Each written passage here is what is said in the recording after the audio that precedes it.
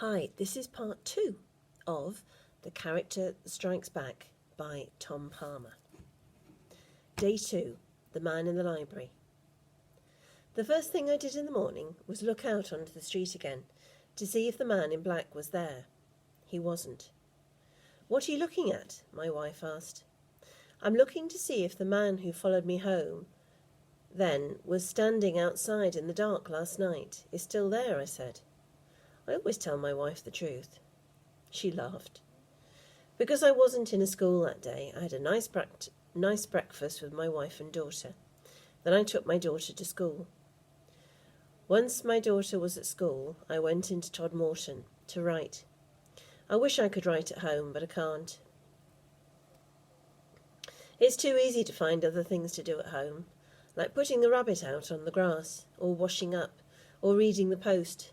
Anything except writing. So I go to a cafe in Todmorden. It's called The Bear, and it's right opposite the library. There I have to work, because there's nothing else to do.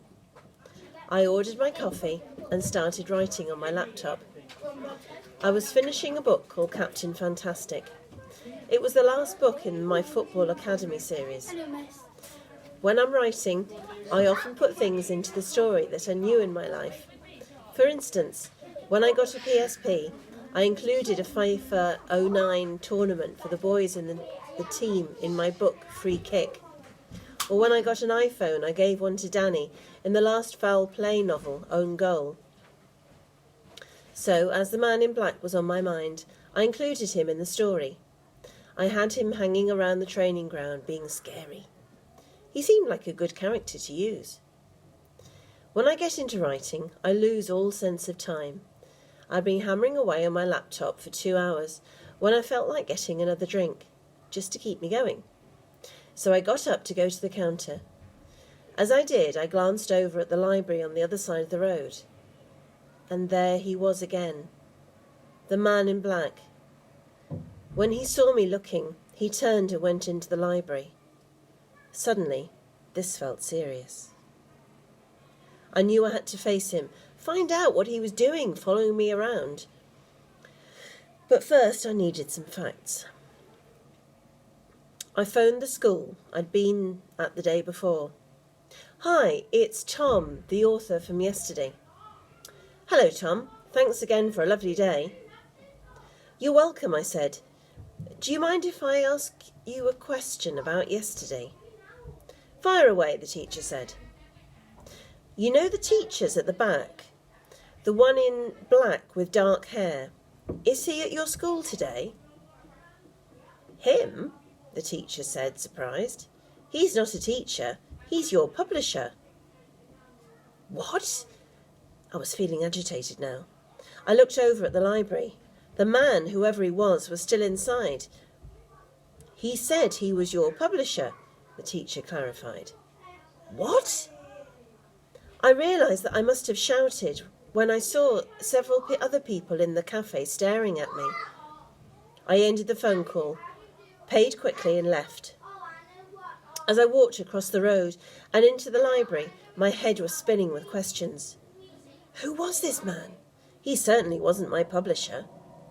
Why was he at the school, on my train, and outside my house last night? And why was he in the library, my local library, now? I marched into the library.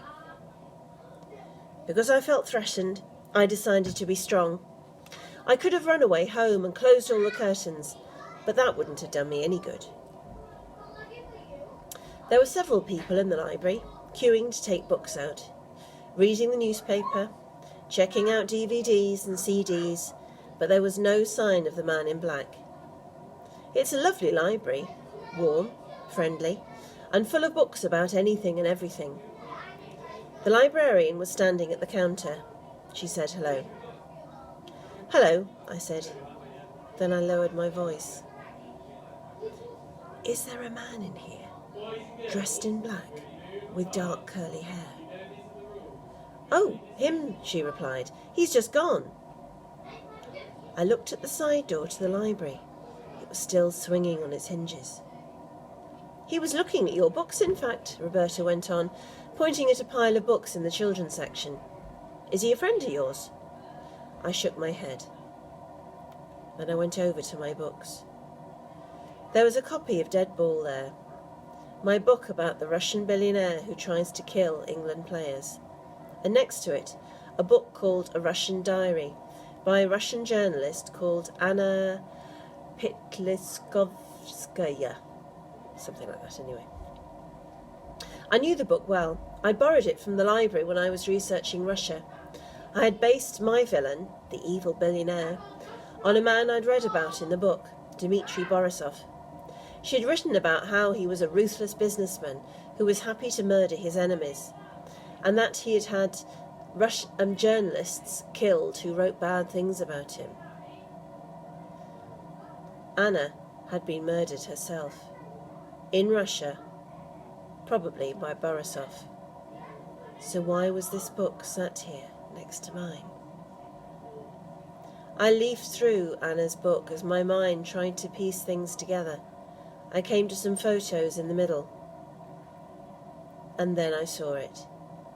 A picture of Dmitry Borisov. And it was him. The man in black. The man who was following me.